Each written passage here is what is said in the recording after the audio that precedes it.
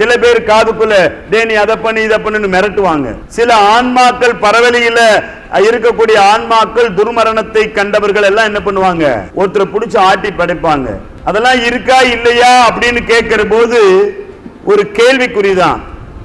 இல்லை என்று சொல்லுவார் 100 பேர், இருக்குதுன்னு சொல்லுவாங்க இன்னொரு 100 பேர்.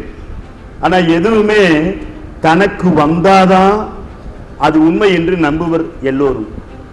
தனக்கு வராத வரைக்கும் அது போய், தனக்குன்னு ஒண்ணு வந்ததுக்கு அப்புறம் தான் அடே இப்படி ஒண்ணு இருக்கா அப்படின்னு உணர்வாங்க.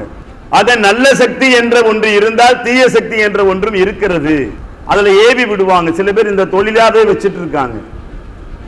ஆனா இங்க கால் வச்சாலே எல்லாம் பில்லி சூன்யம் காத்து கருப்பு செய்வினை ஏவல் எல்லாம் போயிடும்.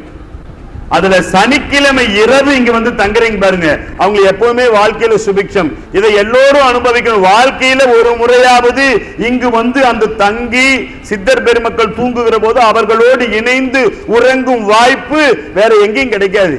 சனிக்கிழமை வந்துட்டா என்ன பிரச்சனை இருந்தாலும், தீராத என்ன பிரச்சனை இருந்தாலும் இங்க வந்து தங்கிட்டோம்னாலே போயிடும்.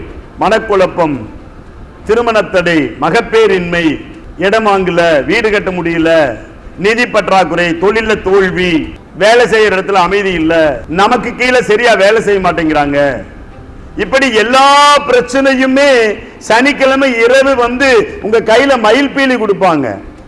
அந்த மயில் பீலியை வச்சுக்கிட்டு சுவாமிக்கு அனந்த சயன தாலாட்டு வைபவத்தில் ஆத்மார்த்தமா உங்க ஜீவனை கூட்டிலிருந்து எடுத்து, தேக கூட்டிலிருந்து எடுத்துட்டு போய் சமாதியில 3 முறை வலம் வந்து வேண்டினாலே அவங்களுடைய ஜீவன் நமக்குள்ள போயிடும். ஒரே செகண்ட் உள்ள போச்சுனாலே ஆனந்தம் வந்துடும். ஸ்ரீ சத்யேந்தர் சித்தர் பீடம், சித்தர் மூலிகை ஆராய்ச்சி மையம்,